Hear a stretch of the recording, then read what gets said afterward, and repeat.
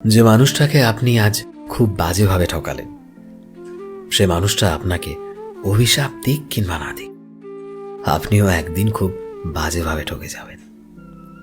হয়তো অন্য কারো কাছে, নয়তো অন্য কোনোভাবে, তবে ঠকে আপনি অবশ্যই যাবেন। কারণ বাস্তবতা হচ্ছে, তার থেকে আপনার মুক্তি মিললেও তার আত্মার হায় থেকে আপনি কখনো মুক্তি পাবেন না। কাউকে বিনা কারণে অন্যায়ভাবে আঘাত করলে, কারো সাথে বেইমানি করলে কিংবা প্রতারণা করলে সাময়িকভাবে আপনি নিঃসন্দেহে ভালো থাকবেন, তবে বেশি দিন ভালো থাকতে পারবেন না। জীবনের শেষ দিন পর্যন্ত কখনোই নয়।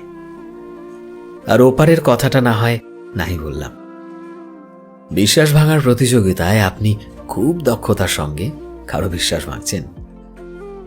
আপনার দেওয়া দুঃখ কষ্টে প্রার্থনাতে বসেও কেউ চোখের জল ফেলছে। ইচ্ছাকৃতভাবে আপনি কারো ক্ষতি সাধন করলে আপনার ক্ষতিও একদিন না একদিন হবে। অন্যের দুর্বলতা, সরলতা কিংবা ভালোবাসার সুযোগ নিয়ে আপনি যা যা অন্যায় করবেন, গোলাকার এই পৃথিবীতে ঘুরে ফিরে তার সবটাই ফিরে পাবেন, শুধুমাত্র সময়ের অপেক্ষা। আপনার অন্যায়, অত্যাচার, অবিচার, ব্যভিচার, আপনার অপকর্ম, প্রতারণা, লোক ঠকানো, বেইমানি, সবকিছু আপনি সবকিছু ভুলে যেতে পারেন। যার সাথে করেছেন সে হয়তো কোনোদিনও ভুলে যেতে পারবে না। প্রকৃতি কখনোই কোনো কিছু ভোলে না। তাই আপনার কর্ম ভালো হোক কিংবা মন্দ হোক, প্রকৃতি আপনাকে সেভাবেই সবটা ফিরিয়ে দেবে। ভালো কর্ম করলে ভালো হবে, মন্দ কর্ম করলে মন্দটাই হবে। সে যাই হোক না কেন, তবে ফিরিয়ে আপনাকে অবশ্যই দেবে এই প্রকৃতি।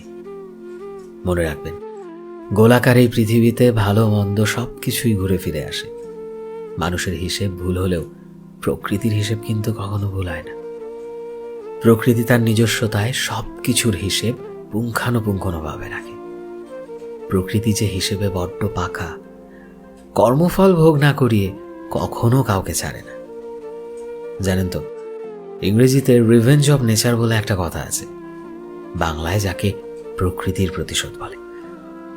কিন্তু আমরা যখন নিজেরা ঠকে গিয়ে সেই ঠকবাজ, প্রতারক, বেঈমান, বিশ্বাসঘাতক ও চরিত্রহীন মানুষগুলোকে ভালো থাকতে দেখি, তাও আবার দিনের পর দিন, বছরের পর বছর কিংবা যুগের পর যুগ ধরে, তখন আমরা বলি রিভেঞ্জ অফ নেচার বলে কিচ্ছু হয় না, কিচ্ছু না, ওটা শুধুমাত্র সান্ত্বনার বাণী। কিন্তু না, মোটেও তা ঠিক নয়।